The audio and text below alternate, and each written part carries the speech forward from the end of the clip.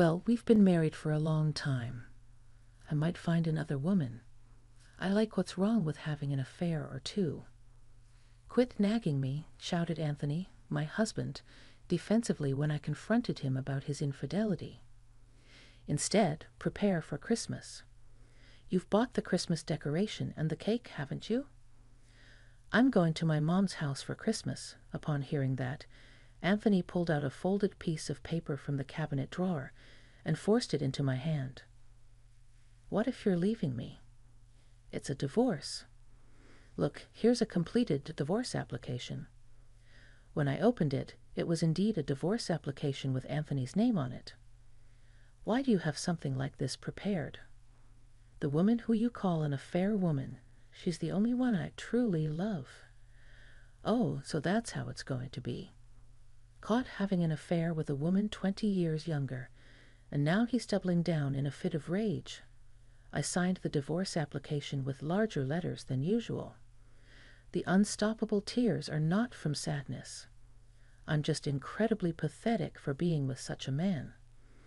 Well then, I have to make Anthony experience something worth crying over. I packed my stuff, left the house, went straight to the after-hours window at the town hall, and submitted the divorce application. Anthony was thoughtful enough to not only put his own name on the divorce application, but also prepare to witness. What's more, it seems that woman he's having an affair with is the witness. He's really making a fool out of me. As I left the town hall, I kicked a stone lying at my feet with all my might and started walking. I'm Margaret, a 55-year-old housewife working as an administrative assistant at an insurance agency. My only daughter, Tasha, is already married and lives in an apartment in the same town. I've been living with my husband, Anthony, when Tasha graduated from her 2-year college. Anthony quit his job and has become what he calls a day trader and has been living an aimless life for a decade now. I don't know whether he's making any money or not. Doing anything, but he's barely contributing to living expenses these days.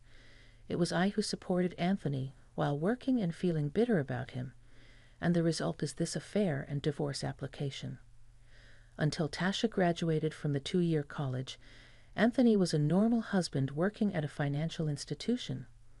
He did not do any housework, but he went to work in the morning and came home at night. He had overnight business trips once a month, and he had company parties or entertaining evenings once a week. He wasn't a heavy drinker nor a spendthrift.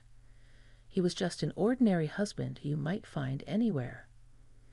But looking back now, I suppose there were signs of strangeness even back then. Given his line of work, I assumed business trips and client entertainment were par for the course, but it's possible that he was having affairs on some of those days. His one flaw as an otherwise ordinary husband was his fondness for women. My friend just got a job at the same company as Dad. My daughter Tasha once told me before she got married, Dad has a really bad reputation, you know. He's always hitting on the young women at the office, insisting on having female company at every drinking party. Apparently, he just loves being around young women. Really? That's quite embarrassing. And there are rumors of affairs, so you should be careful too, Mom. Until Tasha told me this, I'd never suspected Anthony of it. With a full-time job of my own and all the housework and child-rearing resting on my shoulders, I had no time to pay attention to Anthony's behavior. Even when I was swamped with housework, Anthony remained seated, and he wouldn't even pick up a crying Tasha when she was a little girl. He considered housework and child-rearing to be entirely the wife's duty. He seemed to believe that as long as he worked, meals would automatically be served, and the house and clothes would magically be clean. At that time, I was exhausted from the double load of housework in my job, and I didn't have the energy to express my discontent to Anthony. Anthony and I are both only children. My father passed away due to an illness when I was in the 6th grade, and my mother raised me on her own afterward. It's all right, Margaret. We have your father's life insurance, and I work too. You don't have to worry about anything, my mother, who was a medical secretary, always told me with a smile. but I knew that she never bought anything she wanted for herself and used her money to support my going to vocational school. To me, she's the most respectable person and the most wonderful woman in the world. Now she's 75 years old and still living well at home. She has a boyfriend, and they laugh about being a couple with a combined age of 155. They always seem so happy. On the other hand, Anthony's mother was an impossible woman. One day she ran away with her lover, leaving Anthony and his father, Jim. Fortunately, Anthony was already in college at the time and didn't need parental care, but Jim struggled to balance work with unfamiliar household chores. "Margaret, promise me you won't have an affair," Jim tearfully asked me when I married Anthony. "It's okay to slack off on the housework, and you don't have to always defer to Anthony, but please, I beg you, don't have an affair." There's nothing more painful than that. My father-in-law, Jim, is a man of wealth. He graciously lent us his own house free of charge, choosing to live in a small rented apartment himself. He is a quiet, kind man who never interferes unnecessarily in our lives or imposes his will on us. I appreciate and deeply care for him. I don't want to upset him, but I suppose I have no choice but to talk about our divorce and the reasons for it. After filing for divorce, before heading to my parents' house, I stopped by the apartment where my daughter Tasha lives. I wondered if she'd be home or if I'd be imposing, but I went anyway and found Tasha was home alone. What's with this impromptu divorce?" Hearing my news, Tasha choked on her coffee in surprise. "Are you okay? You surprised me, Mom." While waiting for Tasha to calm down, I explained everything in detail. So, Dad had been preparing for the divorce long before. "Exactly. It's a terrible story, isn't it?" "It's beyond terrible." He even filled in the witness section. He was too well prepared. Tasha tilted her head as she said this, munching on some cookies I had bought on my way. I don't know who she takes after, but she's always had a knack for seeing through situations, I thought to myself. Then Tasha suddenly looked up. "Hasn't Dad always loved women?" "Well, I secretly looked at your father's computer, and there were tons of unspeakable pictures and videos saved, and he was often away from home due to business trips and drinking parties, so it wouldn't be surprising if he was having an affair. But he never let his guard down before." I somehow started to get what Tasha was trying to say. This time he carelessly exposed his affair so that I could notice. Maybe Dad purposefully made you aware of his affair so that he could be with that woman.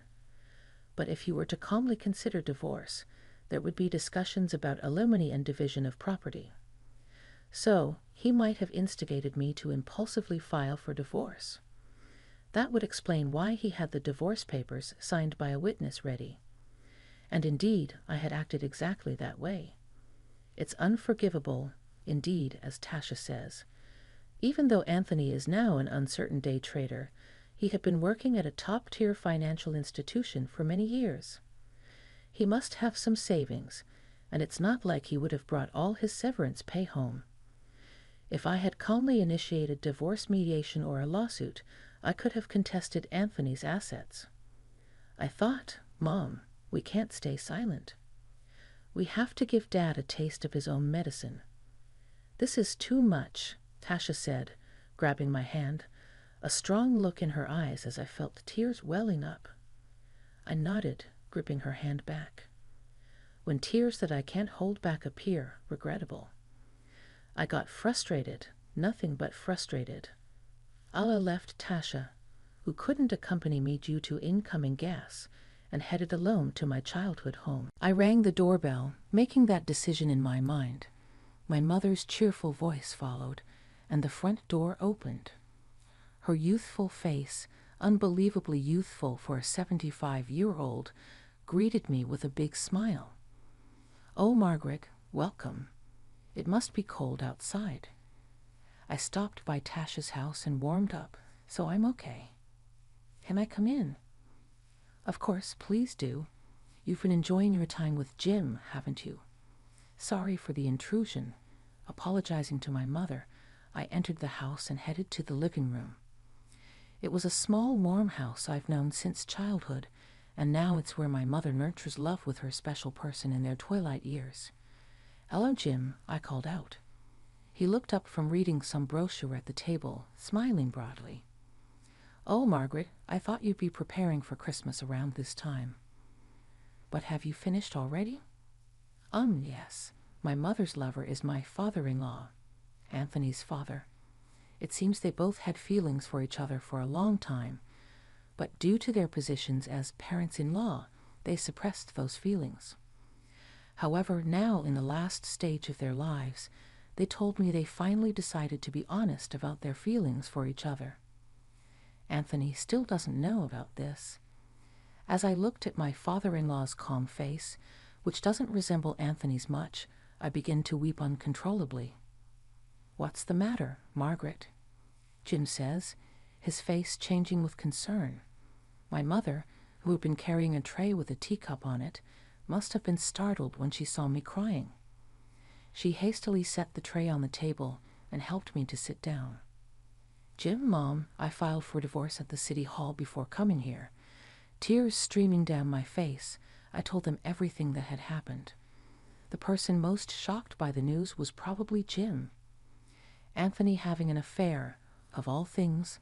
"Margaret, I'm truly sorry," he said after listening to my story, deeply bowing his head to me. "It's not your fault, Jim. You don't have to apologize." I had always told him that having an affair is the one thing he must not do. With his mother having run away with another man, I thought Anthony understood that. Jim muttered, looking pained. Then he picked up his smartphone from the table. Despite being 80, he was better at using a smartphone than I was. "More call Anthony here.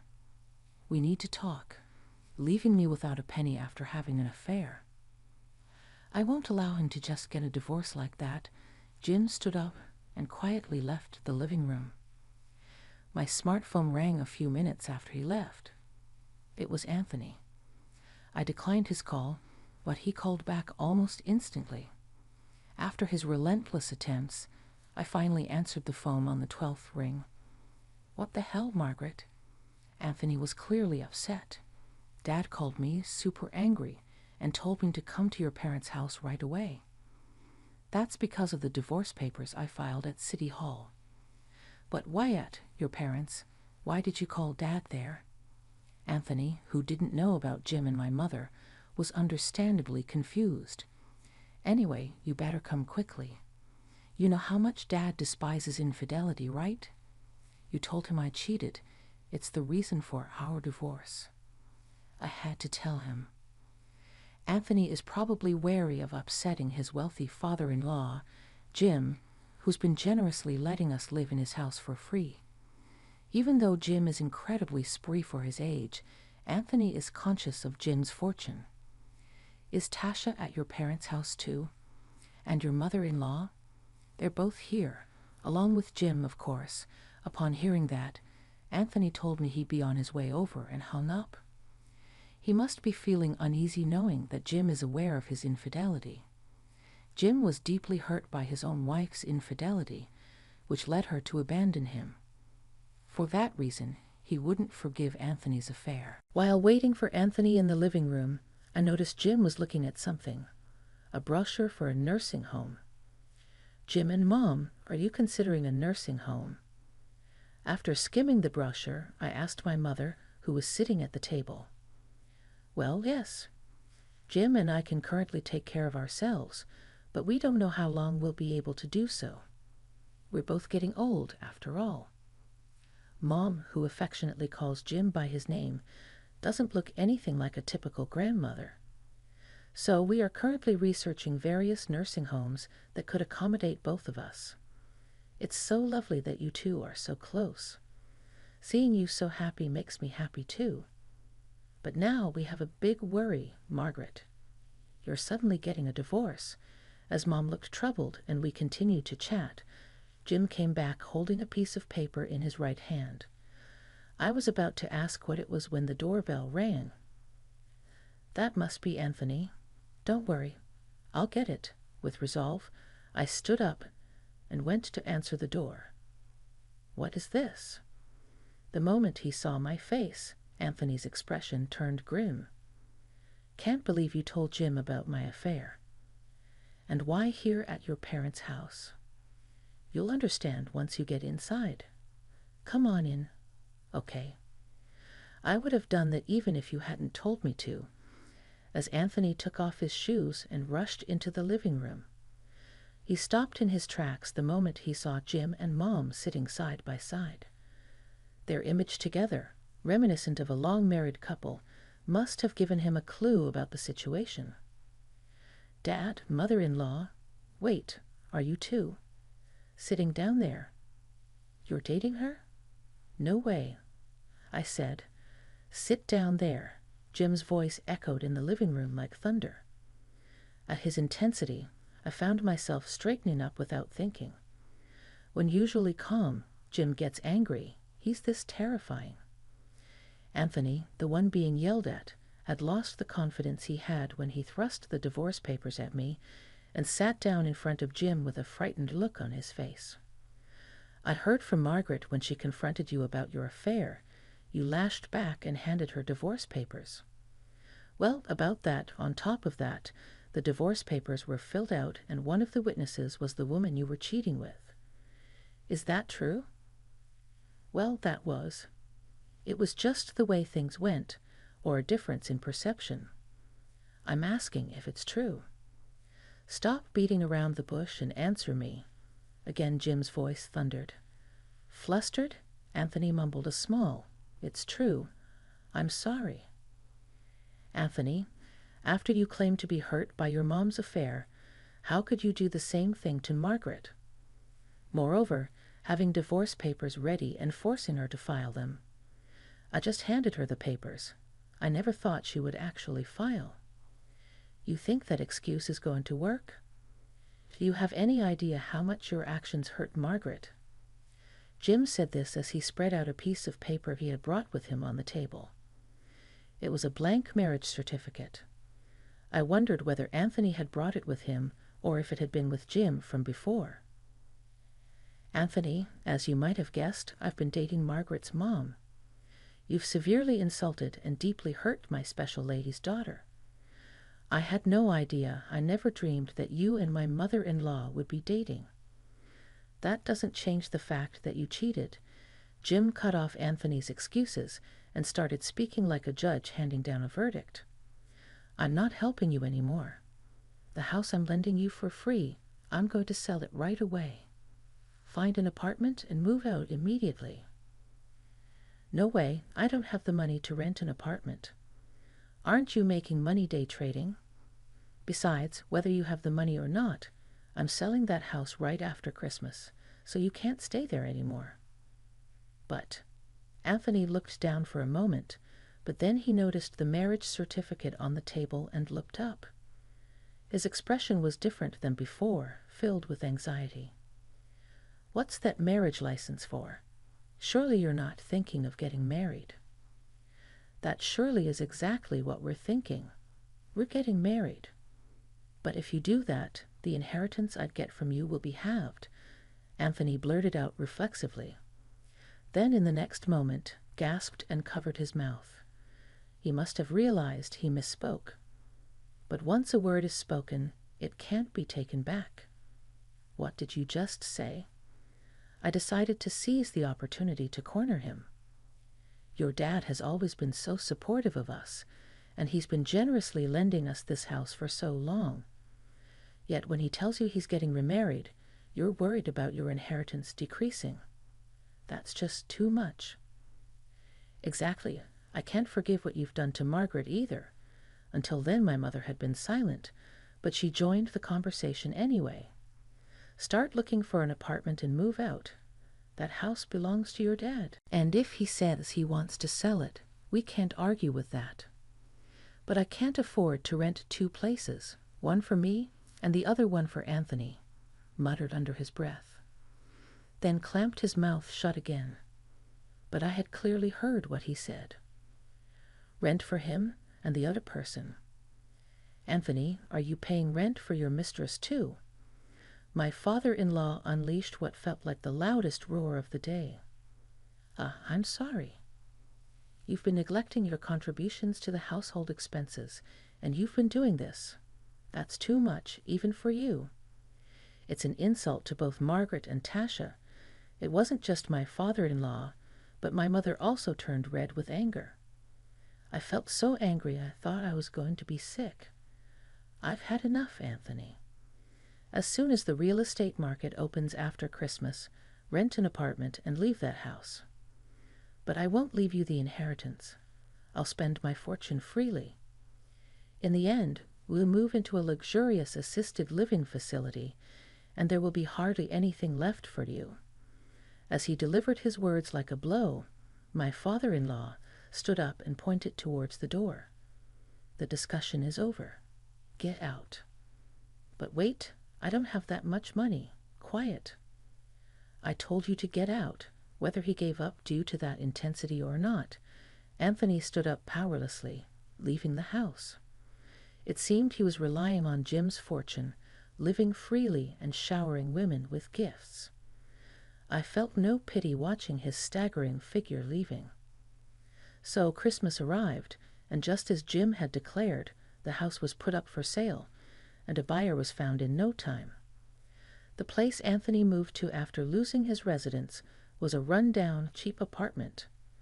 Apparently, for the past 10 years, he'd have been living off his retirement savings without making any serious attempts at day trading. He must have thought he'd live off Jim's fortune eventually. Once he couldn't pay the rent for his mistress anymore, Anthony was dumped in no time. Seems like he was luring women by dangling his supposed inheritance in front of them. Indeed, the end of the money marked the end of the relationship. Now Anthony is living a solitary life, working multiple part-time jobs.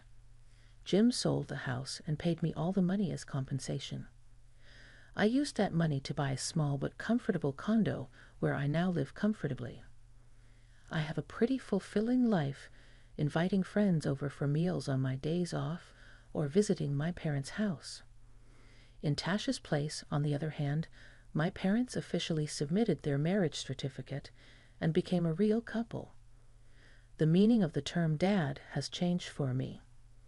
Perhaps being aware of that, my dad now casually calls me Margaret. Seeing my mom, who had worked so hard to raise me, smile happily is truly a joy. From the bottom of my heart, I wish for my parents, clutching onto this great happiness they found in their twilight years, to live out peaceful days.